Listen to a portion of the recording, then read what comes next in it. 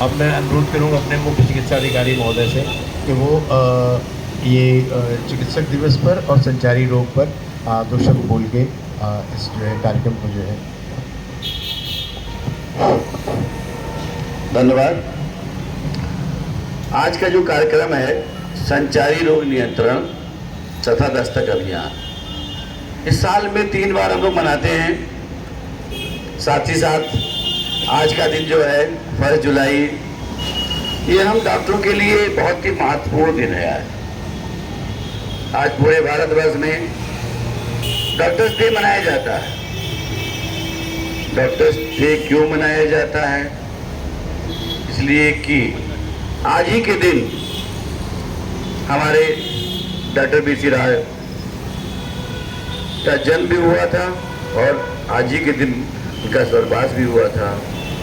और वो चिकित्सा क्षेत्र में ऐसे जानी मानी हस्ती थी कि इन्हें भारत रत्न से भी सम्मानित किया गया था। अब बंगाल के मुख्यमंत्री होते हुए भी प्रतिदिन 2 घंटे मरीजों को देखते थे। एमडी मेडिसिन थे, 2 घंटे प्रतिदिन 8 से 10 मरीज देखने के बाद ही अन्य कार्यों करा करते थे। निःशुल्क कार्य था उनका, समाज सेवा था और समाज के लिए कोई मरीज उनके पास आता था तो पहला काम उनका उपचार होता था, फिर अन्य कार्य हुआ करते थे। और ये इस तरह से वहाँ पे मुख्यमंत्री हुए। फिर बाद में ये सम्मानित किए गए भारत रत्न द्वारा। तो हमारे देश में डॉक्टर ने निर्णय लिया कि हम लोग डॉक्टर्स डे के रूप में 1 जुलाई मनाएंगे। तो आज हम डॉक्टर्स डे मनाते हैं। तरह तरह के कार्यक्रम होते हैं, कहीं ब्लड डोनेशन कैंप होता है, कहीं सम्मानित किए जाते हैं, कहीं उनको माला पहना करके मिठाई वितरण, पुष्प वितरण सब किया जाता है। तो हमारा उद्देश्य यही है कि हमारे जो है डॉक्टर लोग आज डॉक्टर डे मनाएं और सभी जगह डॉक्टर्स डे मनाएं। साथ ही साथ जो हमारा कार्यक्रम है संचारी रोग नियंत्रण तथा दस्तक अभियान, हम साल में 3 बार मनाते हैं। अप्रैल में मनाते हैं, जुलाई में, अक्टूबर में। देखिए, भारत अभी तक विकसित देश है, विकासशील नहीं हुआ और हमारी ज्यादातर परेशानियां पानी से होती थी या मच्छरों से होती थी।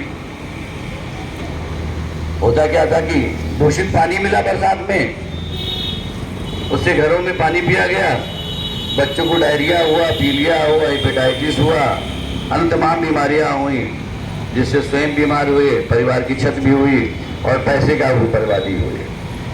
दूसरा जो मच्छरों से फैलने वाली बीमारियां हैं, आप लोगों ने सुना था जापानीज एन्सेफेलाइटिस, जो हमारे पूर्वांचल में बहुत बड़ी समस्या हुआ करती थी। लेकिन हमारी सरकार ने प्रयास करके इसको इतना सीमित कर दिया है कि अब भी जब जापानीज एन्सेफेलाइटिस होता है तो बहुत सीमित संख्या में होता है, डेथ रेट कम होते हैं, मैन पावर लॉस कम होता है, वहाँ वैक्सीन लगाए जाते हैं।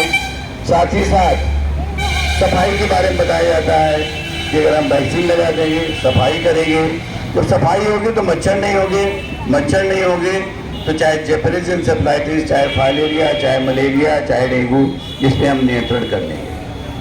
लेकिन आज भी जिस तरह से हमारी आबादी है, रहन सहन है, दूषित जल इकट्ठा हो जाता है तो उसमें मच्छर जो बढ़ते हैं, जब मच्छर पकते हैं, पहले उसके अंडे होते हैं, फिर लार्वा होता है, फिर बड़ा हो जाता है, और जब बड़ा हो जाता है उसके अंदर अगर वो कीटाणु आ गए, क्या नाम है, पैरासाइट्स, तो जिस भी स्वस्थ मरीज को काटेगा उसको मलेरिया भी हो सकता है, फाइलेरिया भी हो सकता है, डेंगू भी हो सकता है। और आज मच्छर होते हैं तो उनको बचाव के लिए सरकार साल में 3 बार अभियान चला रही है कई सालों से, और उससे काफी कमी पाई गई है। फिर भी सरकार हमारा उतना ही कर सकती है कि आपको बता सके। बचाव तो स्वयं करना पड़ेगा। आप घर में रहते हैं, घर में आपको अंदर बाहर छतों के ऊपर स्वयं देखना पड़ेगा। ये देखना पड़ेगा क्या कोई ऐसी जगह है जहां पानी इकट्ठा हो रहा है। अगर पानी इकट्ठा हो रहा है तो पानी को कैसे हम नष्ट करें, गमले रखें, पानी खत्म कर दें, छतों के ऊपर कुछ रखे हुए डिब्बे उब्बे हटा दें, सड़कों किनारे पड़े हुए डिब्बे हटा दें, नालियाँ जहाँ पानी रुक जाता है उसको नालियाँ साफ करा दें। और सबसे बड़ी समस्या मैं देखता हूँ ये गंगा पार में जो नदी किनारे हमारे मकान बने हैं, उस जमीन बेसमेंट जो बने होते हैं, जब बरसात होती है, बाढ़ आता है, उसमें पानी भर जाते हैं, और जब पानी भर जाते हैं तो पानी बह नहीं पाता, स्वच्छ पानी होता है, तो वहाँ मच्छर बहुत ज़्यादा से बढ़ते हैं। पिछले साल बहुत ज़्यादा डेंगू केसेस निकले। इस बार हम लोग पहले से तैयारी है कि कहीं पानी इकट्ठा हो तो हमारे नगर निगम द्वारा वो पानी तुरंत निकाल दिया जाए, और हमारे विभाग द्वारा एंटी लार्वा ट्रीटमेंट जो होता है डाल करके नष्ट कर दिया जाए। एक आसान तरीका हमेशा बताया जाता है वर्षों से कि कहीं पे अगर पानी इकट्ठा हो रहा है, मिट्टी तेल डाल दीजिए, सड़ा डीजल डाल दीजिए, कचरा डाल दीजिए, उसके ऊपर एक लेयर बन जाएगा, तो जो सांस नहीं ले पाएंगे उसके लार्वा तो अपने आप मर जाएगा। तो इसी तरह से हमें बचाव करना है, ताकि अब हमारी बीमारियों का समय शुरू हो चुका है। मच्छर तो रहेंगे, लेकिन ऐसे मच्छर रहें जो डेंगू ना फैलाएं, और उसके लिए बचाव यही जरूरी है कि उनको जहाँ भी डेंगू के मरीज हो उसके आसपास वो एरिया बिल्कुल स्वस्थ हो। अगर एक घर में डेंगू का मरीज आ गया तो लगभग मान लिया जाता है कि 50 घरों तक उसके मच्छर उड़ के जा सकते हैं। तो 50 घरों में अगर कोई भी ऐसा लक्षण निकलता है तो हमें बचाव करना पड़ेगा। ये आप लोग सभी जानते हैं, बार बार होता है।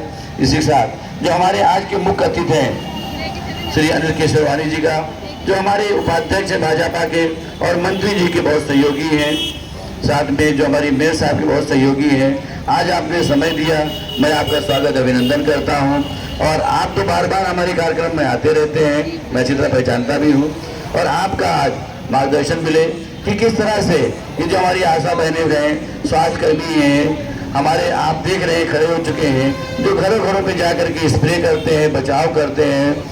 हमारे पास नगर निगम की गाड़ियां हैं जो फॉगिंग करती रहती हैं, जहाँ जहाँ कोई दिशा निर्देश देता है टीमें जाके फॉगिंग करती है। हमारे पास साइकिल से भी फॉगिंग किया जाता है, बड़ी गाड़ियों से किया जाता है, बड़ी बड़ी गाड़ियों से किया जाता है, जैसे केस निकलते हैं। तो आप देख रहे हैं बराबर नगर निगम, स्वास्थ्य विभाग यहाँ के प्रयागराज जनता के लिए हमेशा तैयार रहती है सेवा करने के लिए। लेकिन ये हमारे लिए चैलेंज है कि अगर ये हमारा समय 2-3 महीने अच्छा गुजर जाएगा तो फिर हमारे पास बीमारियां कम रहेंगी। बीमारी होने से 2 नुकसान होता है, एक तो बीमार होते हैं उसके पैसे का नुकसान होता है, आदमी ड्यूटी पर जाता है उसका नुकसान होता है, और एक दुर्भाग्य से किसी घर में कोई कैजुअलिटी हो गई तो एक परिवार का कमाने वाला मेंबर खत्म हो जाता है। ज़्यादातर देखा गया है ये बीमारियाँ, जो लोग बाहर निकलते हैं, हाफ शर्ट हाफ पैंट पहने रहते हैं, शाम को घूमते रहते हैं, मच्छर काट लेते हैं, उनसे फैलता रहता है। तो मैं आपका आशीर्वाद चाहूँगा इस कार्य में करें। मैं अपने मुख्य अतिथि महोदय से अनुरोध करूँगा कि वो संचारी रोग चिकित्सक दिवस में 2